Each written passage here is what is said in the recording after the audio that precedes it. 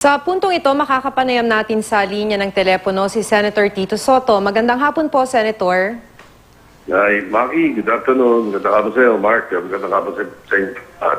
So, Senator, dati naman nilinaw nyo na talaga po kayo tutol dito sa RH Law. So, ano po yung reaksyon ninyo dito sa desisyon ng Korte Suprema? Palagay ko, very commendable yung decision ng Korte Suprema sapagkat win-win situation.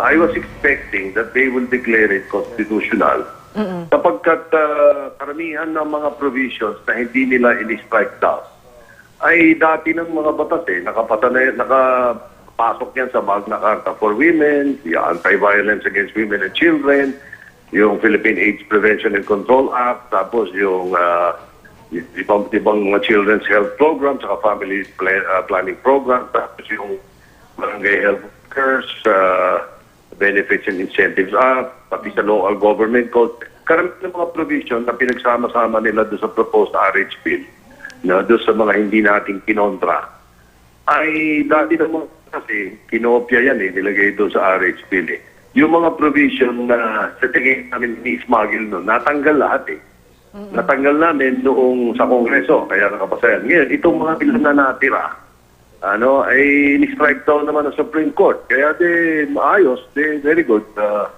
As I said, win-win situation yan. Wala problema yan, as far as I'm concerned.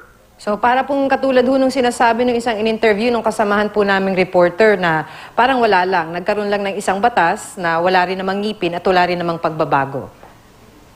Well, they want to look at it that way. I think on my part, I'm waiting for the tinatawag na pagbabago. Sige, tignan natin. Kasi all the intentions na nakalagay doon sa RH bill, na naging RH law, ay dati nang pinapatupad ng DOH, taon-taon yan, tinatanong ko sa budget. Sabi ko nga dati, the best argument against the RH law is the Department of Health.